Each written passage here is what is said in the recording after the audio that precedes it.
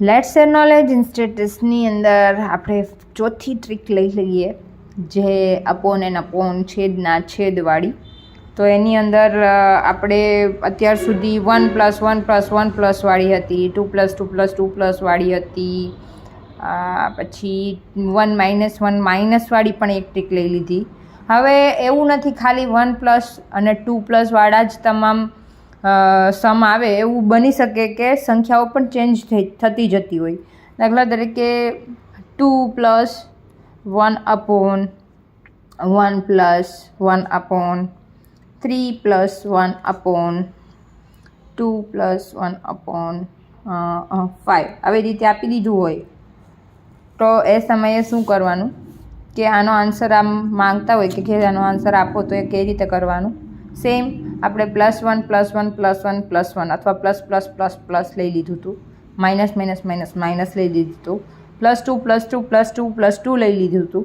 તો અહીંયા પણ એ જ રીતે ફર્સ્ટ તમારે અહીંયાથી સ્ટાર્ટ કરવાનું, +2 લઈ લેવાના, ધેન +3 લઈ લેવાના, ધેન +1 લઈ લેવાના એન્ડ ધેન +2 લઈ લેવાના. સેમ અહીંની procedure as it is 1 and 5. તો આ બંનેનું આપણે 5 × 10, 10 ને 1 11, 11 તેરી 33, 33 ને 5 38, 38 × 1 38, 38 ને 11 49, 49 × 2 98, 98માં 98ની અંદર 38 નાખીએ તો ઉમેરીએ તો 8 ને 8 16નો છગડો વધી પડી 1, 10 ને 3 13, 136. અને મલ્ટિપ્લિકેશન આની સાથે અને પછી સરવાળો.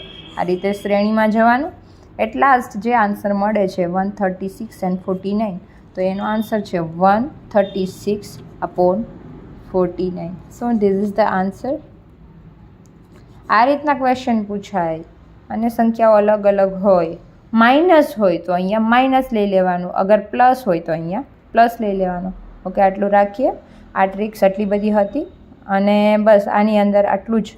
પ્લસ હોય તો પ્લસ લેવાનું, માઇનસ હોય તો માઇનસ લેવાનું, +1 હોય તો +1, +2 +3 +1 +2 હતું તો એ લીધું.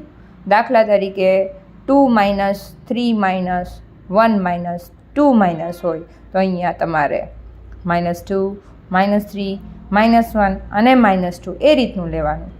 As it is answer, as it is multiplication, plus હોય તો પ્લસ, માઇનસ હોય તો માઇનસ, આ રીતે. Okay, thank you. આટલું રાખીએ. નેક્સ્ટ હવે આ અપોનવાળી ટ્રિક્સ આટલી હતી. હવે નેક્સ્ટ જે પ્રોસિજર લેશું, નવી દાખલાની રીતો લેશું, એ કંઈક અલગ લેશું. Okay, thank you so much. Thanks for watching. Thanks a lot.